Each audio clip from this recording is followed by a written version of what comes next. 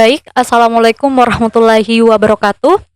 Waalaikumsalam warahmatullahi wabarakatuh.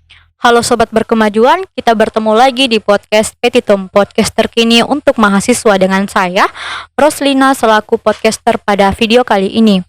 Dan pada hari ini kita kedatangan narasumber yaitu Kak Fadli. Selamat datang Kak Fadli. Ya, Kak Fadli ini merupakan Wakil Presiden Badan Eksekutif Mahasiswa Fakultas Hukum Universitas Hasanuddin, sekaligus finalis dari debat Mahkamah Konstitusi pada tahun 2019 dan pada tahun 2021. Bagaimana kabarnya pada hari ini, Kak? alhamdulillah baik. Alhamdulillah. Jadi pada hari ini saya ingin bertanya-tanya mengenai keputusan DKPP sebagai objek PT UN di Kak Fadli. Tapi sebelum masuk ke sesi tanya jawab dengan Kak Fadli, saya ingin menyampaikan kepada Sobat Berkemajuan terlebih dahulu apa itu PT UN dan apa itu DKPP. Jadi, Dewan Kehormatan Penyelenggaraan Pemilihan Umum atau disingkat dengan DKPP adalah suatu lembaga yang dikhususkan untuk mengimbangi dan mengawasi check and balance kinerja dari KPU dan Bawaslu serta jajarannya. Jadi DKPP ini Kak bertugas untuk memeriksa dan memutuskan laporan atau adanya pengaduan dari adanya dugaan pelanggaran etik pada saat penyelenggaraan pemilu.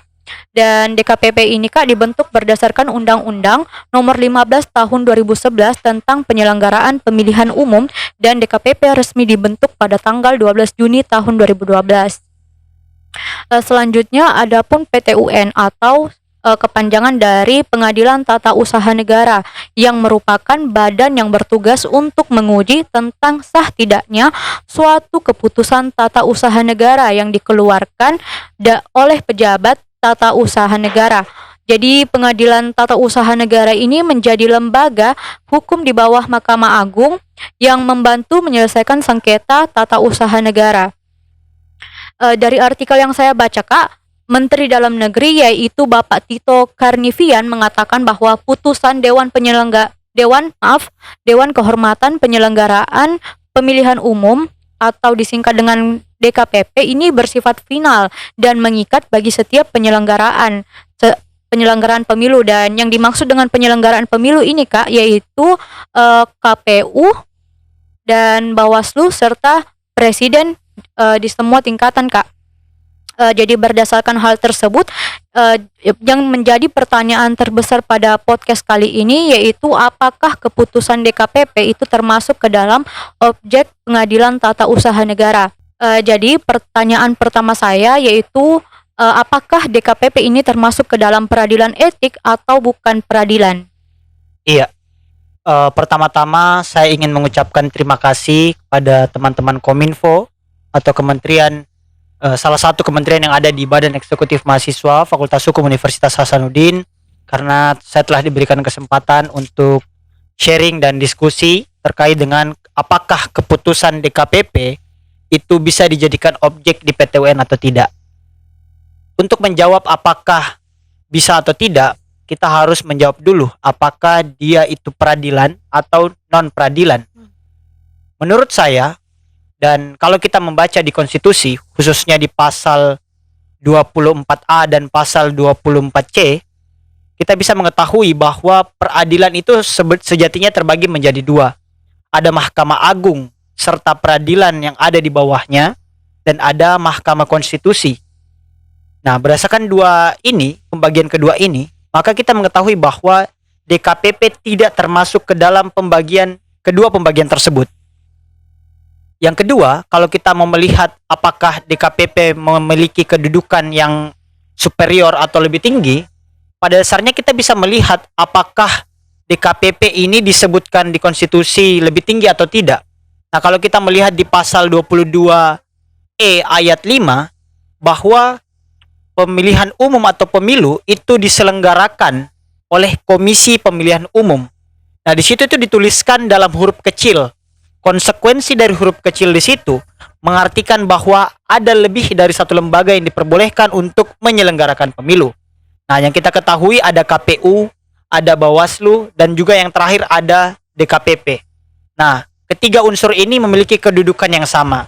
Sehingga untuk pertanyaan pertama apakah dia peradilan atau bukan, jawabannya sudah clear bahwa dia bukan peradilan atau bahkan juga bukan lembaga kuasi peradilan, sehingga kedudukannya pada dasarnya setara dengan KPU dan Bawaslu sebagai penyelenggara pemilu, seperti itu.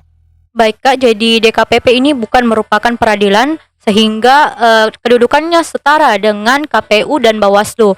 Jadi apakah keputusan DKPP adalah keputusan etik atau sudah termasuk ke dalam keputusan hukum nih Kak? Iya. Jadi untuk menjawab apakah dia keputusan etik atau keputusan hukum, kita kan sudah mengetahui bahwa ada banyak bentuk-bentuk hukum, ada hukum yang tertulis, ada hukum yang tidak tertulis, tapi juga hukum itu terbagi, ada yang sifatnya keputusan atau basicing, dan juga ada yang namanya peraturan atau regeling. Nah, keputusan DKPP atau putusan DKPP pada dasarnya menurut saya adalah keputusan hukum. Meskipun sebenarnya ranah dari DKPP adalah ranah etik, tetapi hal yang diatur oleh DKPP pada dasarnya sudah termasuk ke dalam ranah hukum. Kenapa? Karena peraturan DKPP berkaitan dengan kode etik dan pedoman penyelenggaraan pemilu itu diatur dengan per DKPP. Nah, ketika dia diatur dalam per DKPP, maka pada dasarnya dia sudah berbentuk hukum. Karena konsep etik itu sebenarnya sampai saat ini belum jelas. Sehingga ketika etik dibawa ke dalam suatu peraturan yang kita kenal dengan per DKPP, maka itu sudah masuk ke dalam ranah hukum. Sehingga pertanyaannya apakah dia keputusan etik atau keputusan hukum? Kalau menurut saya ini sudah masuk ke dalam keputusan hukum atau yang kita kenal dengan istilah basicing atau keputusan administrasi pemerintahan, seperti itu. Baik, jadi dari jawaban Kak Fadli ini ke DKPP merupakan keputusan DKPP merupakan keputusan hukum. Jika DKPP itu keputusannya merupakan keputusan hukum, lalu bagaimana sebenarnya kedudukan DKPP ini Kak pasca adanya putusan Mahkamah Konstitusi? Iya. Jadi sudah ada putusan Mahkamah Konstitusi yang di dalam putusan Mahkamah Konstitusi tersebut disebutkan bahwa keputusan DKPP itu bersifat final dan mengikat. Nah, keputusan Mahkamah Konstitusi ini yang sebenarnya masih ditafsirkan luas oleh masyarakat. Padahal kalau kita membaca keputusan itu sudah sangat clear bahwa final dan mengikat yang dimaksud oleh Mahkamah Konstitusi itu adalah final dan mengikat terhadap Presiden, Bawaslu dan KPU untuk menindaklanjuti keputusan DKPP. Semisal ada satu komisioner KPU yang diputuskan oleh DKPP telah melanggar etik dan diberikan sanksi pemberhentian terhadap jabatannya. Nah, Presiden atau KPU atau Bawaslu itu harus melaksanakan keputusan DKPP. Tidak bisa menolak. Kenapa? Karena sudah ada putusan Mahkamah Konstitusi yang bilang bahwa itu final dan mengikat terhadap Presiden, Bawaslu ataupun KPU. Sehingga kalau ditanya apakah kedudukan putusan DKPP ini diakui, ya jelas diakui karena setelah ada putusan Mahkamah Konstitusi. Seperti itu. Lalu bagaimana ini? Apakah DKPP ini sudah memenuhi unsur sebagai objek dari tata usaha negara, Kak?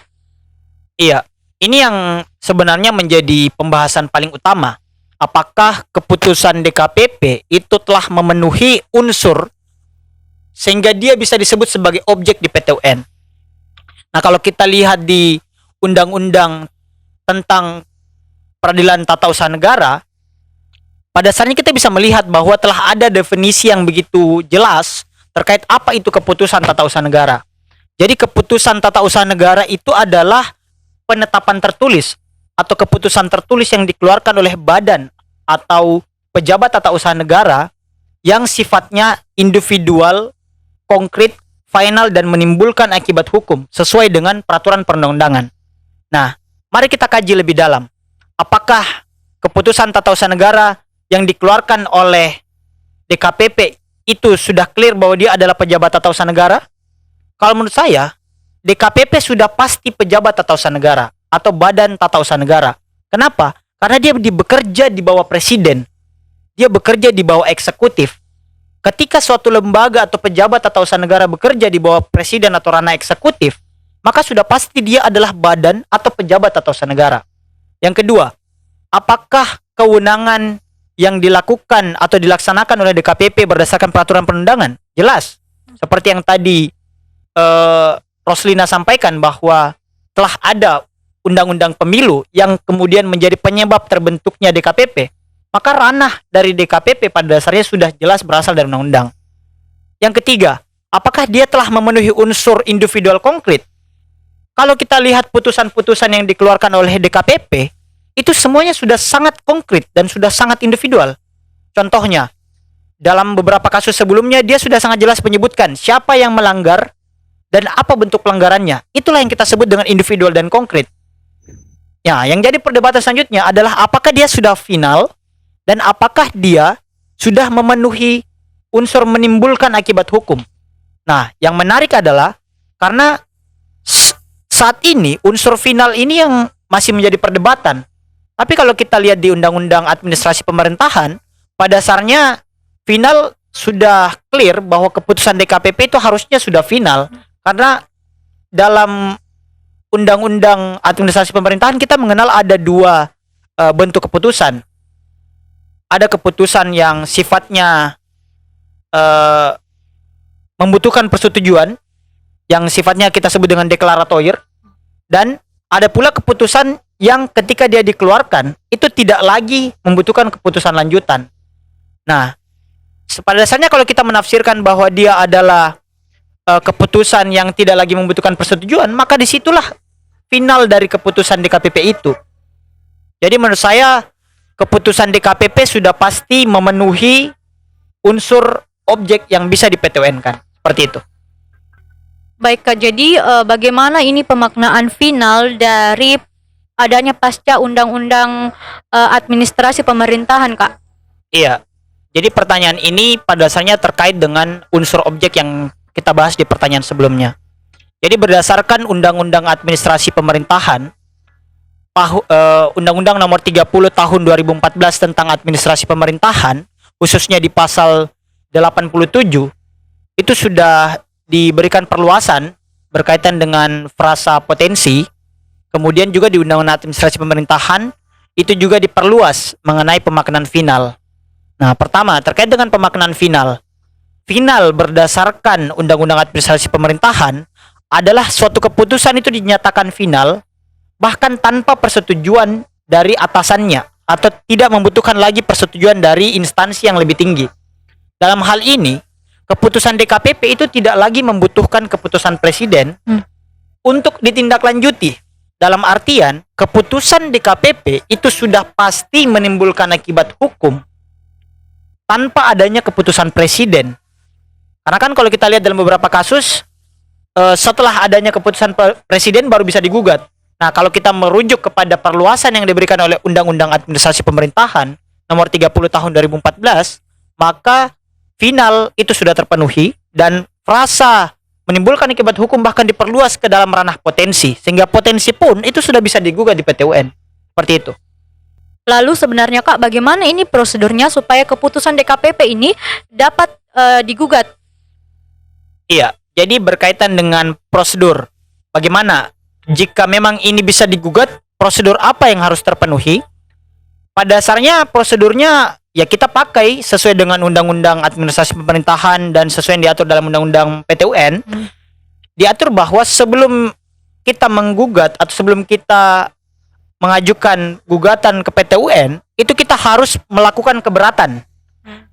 Keberatan terhadap keputusan dikeluarkan oleh pejabat. Jadi semisal kita keberatan terhadap putusan DKPP, maka kita harus maksud saya ketika kita ingin menggugat keputusan DKPP, kita harus mengajukan keberatan dulu terhadap ketua DKPP-nya atau pimpinan DKPP-nya. Nah, ketika kita sudah mengajukan keberatan, pada saat itu kita juga harus mengajukan banding administratif. Jadi ketika keberatan kita ditolak dan tidak ditindaklanjuti oleh pimpinan atau ketua DKPP, kita harus mengajukan banding administratif.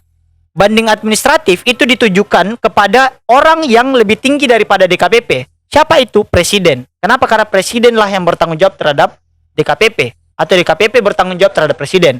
Sehingga ketika kita mengajukan banding administratif, presiden harus mempertimbangkan apakah keputusan yang dikeluarkan oleh DKPP itu sudah tepat dan dikeluarkan sesuai dengan prosedurnya atau tidak. Ketika sudah banding administratif dan kembali ditolak, pada saat itu kita sudah bisa mengajukan gugatan kepada PTUN. Jadi pada dasarnya ini juga berlaku terhadap semua gugatan yang ingin diajukan di PTUN. Sehingga harus kita tahu bahwa alur pengajuan gugatan di PT UN itu adalah keberatan, banding administratif. Setelah banding administratif, baru kita bisa menggugat di PT UN. Kurang lebih seperti itu. Baik Kak, jadi apakah sudah ada keputusan DKPP yang saat ini digugat atau diajukan gugatan ke PT UN nih Kak? Iya, ini yang menarik karena kasus ini masih cukup hangat di kalangan masyarakat dan cukup mengganggu rasa keadilan karena sudah ada kasusnya Ibu Evi dan sudah ada juga kasusnya Arief Budiman, seorang komisioner KPU, Ya. di mana keputusan DKPP dikeluarkan oleh DKPP itu menyatakan bahwa dia melanggar etik. Dan Ibu Evi mengajukan gugatan ke PT UN. Dan ternyata PT UN menerima gugatan itu. Hanya saja memang PT UN menerima gugatan yang diajukan oleh Evi itu karena yang digugat adalah keputusan presiden. Jadi yang digugat adalah keputusan presidennya, karena keputusan presiden yang menyatakan bahwa dia harus diberhentikan dari pekerjaannya sebagai seorang anggota KPU. Nah, karena dia diberhentikan, tapi pada dasarnya keputusan presiden ini hanya merupakan tindak lanjut daripada keputusan DKPP-nya, sehingga menurut saya memang sudah harusnya bisa digugat keputusan DKPP-nya karena keputusan presiden ini hanya merupakan tindak lanjut dari keputusan DKPP. Dan ini juga akan menjadi wajah yang buruk apabila ternyata PT UN membatalkan keputusan presiden meskipun pada dasarnya ini legal, tapi pada dasarnya kalau menurut saya harusnya kalau kita ingin menjaga juga marwah dari seorang presiden, maka harusnya keputusan DKPP lah yang harusnya kita gugat tanpa harus menunggu keluarnya keputusan presiden. Kurang lebih seperti itu. Lalu jika dari kasus Evi itu Kak, kenapa keputusan presiden yang diajukan sebagai gugatan? Kenapa bukan keputusan DKPP saja? Iya, menurut saya kalau kita melihat dalam kasus Evi, pada dasarnya kan yang bisa digugat ke PT UN untuk saat ini adalah ranah formil berkaitan dengan keputusan administratif atau keputusan di bidang administratif. Jadi menurut saya langkah yang diambil oleh Ibu Evi ini juga cukup cerdas untuk menentukan bahwa yang digugat adalah keputusan presidennya. Karena dalam hukum administratif atau hukum administrasi kita mengenal adanya istilah siapa yang mengeluarkan keputusan, maka orang atau badan itu pula yang berhak mencabut keputusan itu atau memperbaiki keputusan itu. Nah, karena Ibu Evi ini dilantik oleh presiden dan kemudian yang memecat dia adalah presiden juga, maka yang bisa digugat adalah keputusan presidennya. Dalam hal ini presiden lah yang mengeluarkan itu. Sehingga kalau ditanyakan kenapa yang dipilih adalah keputusan presiden, yaitu karena langkah hukum yang diambil oleh Evi adalah karena dia mau agar dia tetap mengambil haknya untuk bekerja atau untuk menerima haknya untuk bekerja, sehingga ketika dia dipecat oleh keputusan presiden, maka dia menggugat keputusan itu supaya dia bisa tetap mendapatkan pekerjaannya. Kenapa bukan keputusan DKPP-nya? Karena sampai saat ini, bahkan ketika kita mengadakan podcast ini, masih menjadi perdebatan apakah keputusan DKPP itu bisa digugat atau tidak. Meskipun dalam podcast kali ini saya telah berkali-kali sampaikan bahwa yang bisa digugat adalah keputusan DKPP-nya. Meskipun tidak menutup kemungkinan bahwa keputusan presiden pun bisa digugat. Akan tetapi kenapa harus kita menunggu keputusan presidennya keluar baru kita menggugat?